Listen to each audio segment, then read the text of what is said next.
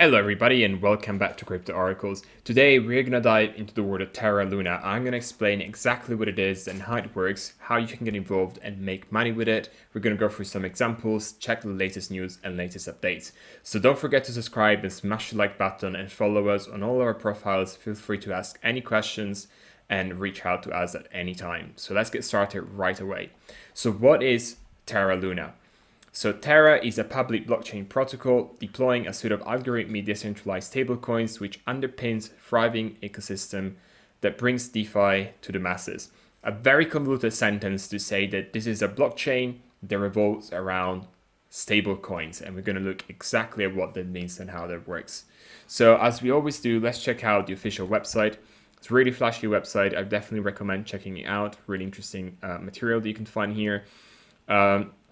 It talks about the relationship between Terra and Luna. It's literally like the Earth and the Moon. There is a relationship between the two tokens that we're going to look at in a second. There is some really good material I recommend checking out.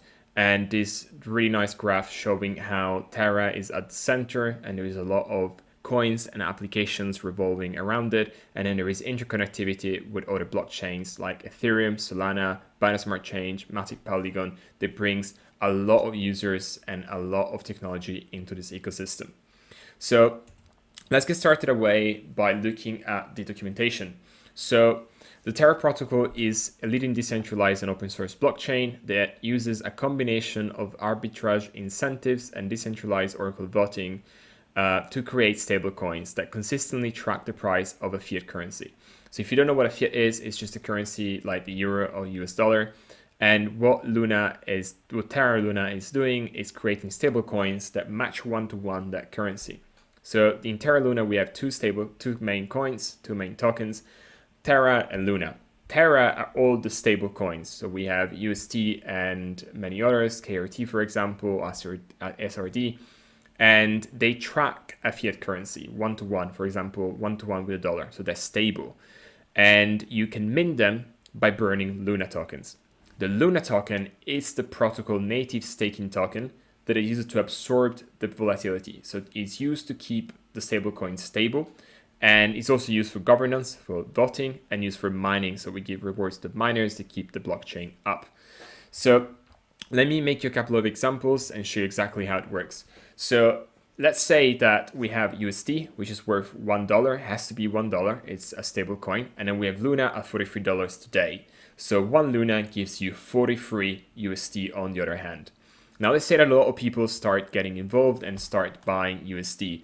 What's going to happen is that the liquidity of USD is going to go down, and therefore the less liquidity, if the request remains the same, the price is going to go up.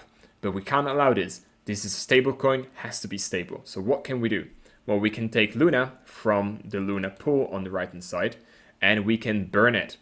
When we burn Luna, we mint 43 USDs and we can put them back into the pool. Now we increase the liquidity again, which means that we're going to bring the price back down and we're going to bring the price back to $1.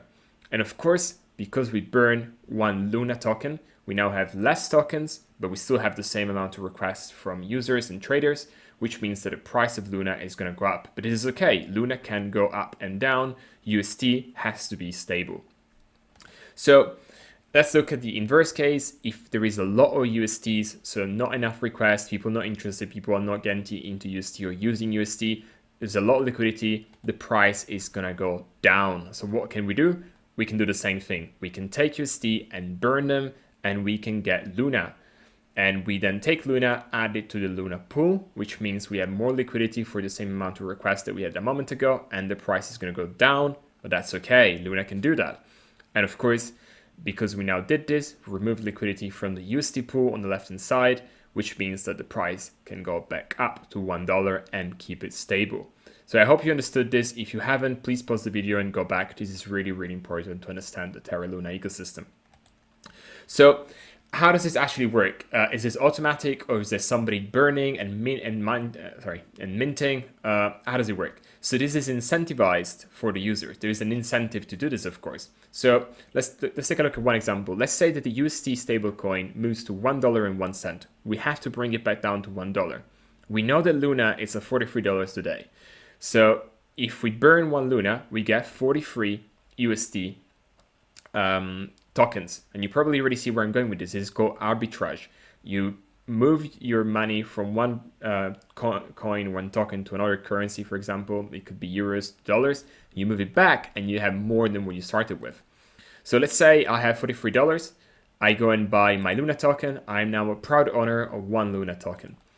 And what I can do, I can burn that Luna token to get 43 USD. And by doing that, as we've seen in the previous slide, we provided liquidity to the USD pool, which means we brought the USD price down, but that doesn't happen right away, of course. So what I can do is I can leverage this opportunity. I now have 43 USD and I can sell them back for my dollars. And I have more dollars than when I started with. And I have $43 and 43 cents of profit. So of course, this keeps going on and on until this arbitrage opportunity is there and the USD price falls back to $1 and is pegged again to the US dollar, for example. So this is the incentive that allows the stablecoin to remain stable. So next up, let's talk about the blockchain, validators, and governance. So going back to documentation, Luna is a blockchain, as we've seen many others. It's a decentralized blockchain, and governance is a democratic process that allows users and validators to make changes to the protocol. So as a user, you can make a proposal and ask for a change. The change is voted with the Luna tokens. And if the change is voted successfully in favor, then it's accepted and it's automatically implemented. So let's say you wanted to use some of the funds in the community pool to improve part of the platform or part of the system, then that happens automatically. And there is some generic proposals that may be called text proposals that require the Terra team to step in, but this is usually separate from what you hear when you talk about voting for a change from the community. It's usually all completely automated.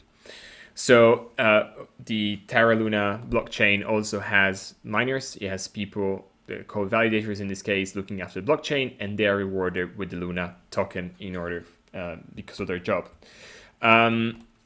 Next up, let's talk about the Wormhole. So the Wormhole, it's what connects the TerraLuna ecosystem to the rest of the world, the rest of the crypto space. And it allows us to move tokens into Solana, Ethereum, and Binance Smart Chain. So once again, let's jump back to the official documentation. This is also called the bridge sometimes. Wormhole v.2 is here. V2 is here.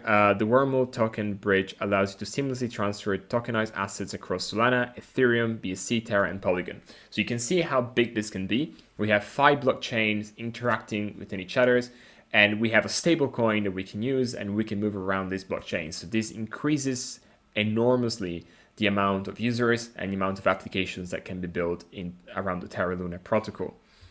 So this is the nice image that we seen at the beginning showing the different chains and applications revolving around Terra. So how can you get involved? How can you make money? This is not financial advice, of course. This is for educational purposes only, but I'm going to show you exactly how this works. So I think there is 3 ways you can get involved. There is one way which is speculative. So you can trade Luna, thinking that Luna is going to go up because you think it's a good project, or because you think there is technical indicators that indicate the price is going to go up. You can be passive about it, so you can stake USD in change of rewards, or you can be a very active user, so you can engage with the protocol as much as you can. So let's take a look at the Luna price analysis. Let me jump back to my charts. So this is the 1-day chart. We see Luna last year was just about $1, and we're now trading at 41. So really, really good for Luna last year. That's a 40-fold. And we have pretty strong resistance at $22, which we broke back in August. And the price has been moving in an uptrending channel, and we are now back down at the support zone at around $40. If it breaks down for here, we're likely to see the price going down to 33 and then possibly even back to 22. If we keep going, then the next price up would be in the $50 to $60 zone. I'm very bullish about the TerraLuna protocol on the long term. On the short term, it's really hard to say because it depends incredibly, it revolves incredibly around the rest of the market, of course. So if we look at the shorter time scale, we look at 4 hours, we can see how Luna was uptrending. There's a really strong support here on the shorter time frame. That support was broken during the dip last week, and we're now consolidating at around $40. So if you are speculating on Luna, this could be a good entry point, but make sure to play it safe, have your stop losses, and dollar cost average as much as you can. So going back to the slides, if you are a bit more risk adverse, there is another way you can profit well enough from the TerraLuna ecosystem. And this is the Ancor protocol, which is a decentralized savings and lending platform that allows you to earn, borrow, bond, and play around with governance. But today we're just going to look at the earn side.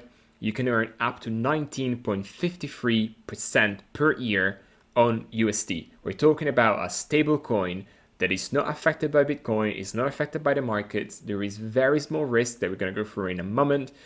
And you can earn 20% a year. No bank is going to give you that much for such a low risk. So let me show you how you can do this. In order to do this, you will have to go on your favorite exchange and buy Luna tokens first.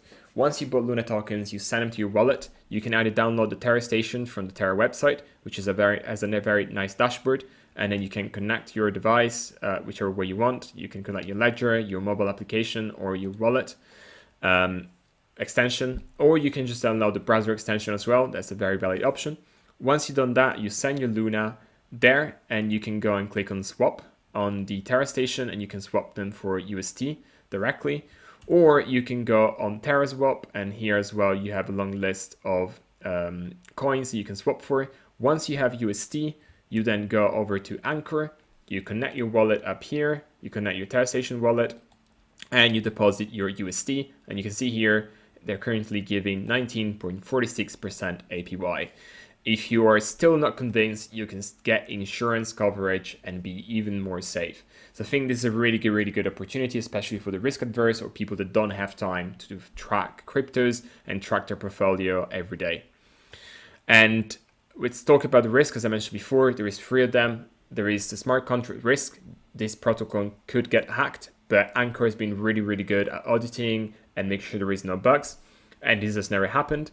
The UST could get depegged, which means that for a brief moment of time, or even longer span of time, UST could lose the peg to the dollar. So the price could go down or up by larger chunks than expected, larger percentages than expected. This has actually happened, but it's usually fixed right away. This is meant to be a stable coin, so people are going to make sure it's stable. But of course, if you cash out at that point in time, you will incur a loss. And then borrowing liquidation, I will leave you to look at this yourself if you do borrowing through the Ancor protocol. So, and lastly, let's talk about how you can get involved even more. There is 3 types of decentralized exchanges where you can swap your tokens. There is a TerraSwap, which we just looked at, where you can trade or provide liquidity. There is the Loop Finance platform, which is an automated market making, which allows swapping of Ethereum and Solana tokens with the help of the Wormhole bridge that we talked about earlier. You also integrate Thorchain, so you can access BTC, LTC, BNB. I found it really interesting that they have a charity program to which they donate for environmental projects, and they're launching a mobile app in Q3 2022. But the one I'm the most excited about is Astroport. Astroport is an automated market maker that brings it to the next level. We're going to do a separate video. It's way more complex, and I'm not going to go through this in the details in this video. So definitely check out the video. I'll put it in the description down below. I'm super excited about it. Astroport would definitely be a massive revolution for the TerraLuna ecosystem. They are doing something that nobody else has ever done. They're basically building a hybrid of different market making, liquidity providing strategies, taking the best from SushiSwap, Uniswap, PancakeSwap, and other swap exchanges we've seen in the last years.